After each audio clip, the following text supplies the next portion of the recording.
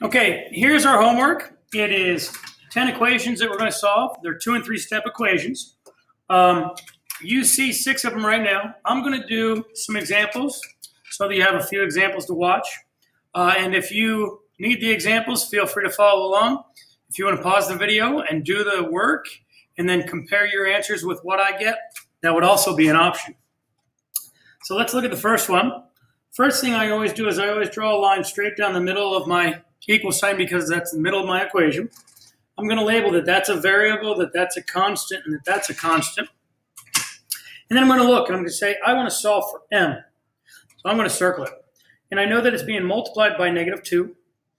So I know that I'm going to have to do the inverse operation. So I'm going to have to divide by a -2.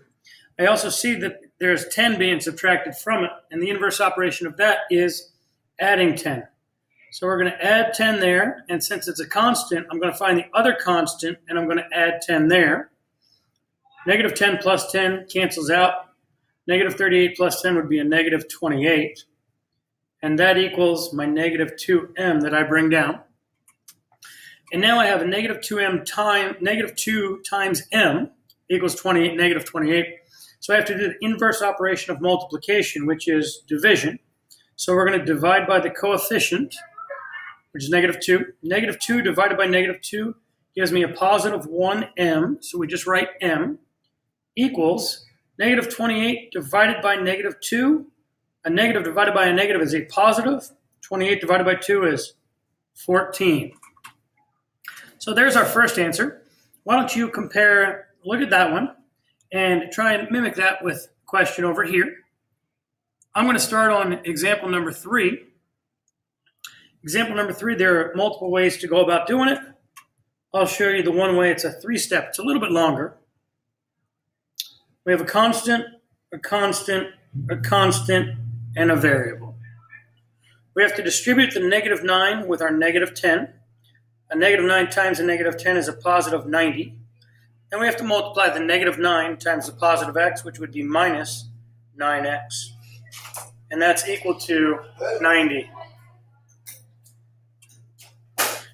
And then we're going to notice that we have a variable here, a constant here, and a constant here. And we're going to have to isolate our variables. So we're going to subtract 90 from here and 90 from there. They cancel out. 90 minus 90 is a 0, and that equals -9x. And then we're going to divide by a -9. And this gets us to a positive x, and 0 divided by -9 is 0. So that would be my second answer. The third example that I'm going to do involves fractions, the third and fourth. So we have our variable here, b over 5. We have a constant here of -3. We have a constant here of 0. So I need to get my variable by itself. I'm going to do the inverse operation and add 3. And they cancel out, and we get b divided by 5, because that's what that really means, is equal to 3. So anything, when you're dividing, the inverse operation of division is multiplication, and we need to multiply by the denominator. So I'm going to multiply 5 by there, 5 by there. These cancel out, and we get b is equal to 15. Because another way to think about this is, what number divided by 5 equals 3? Well, 15 divided by 5 equals 3. And then the last example that I'm going to do is number 7, and you're going to see numbers 9 and 10 down on the bottom.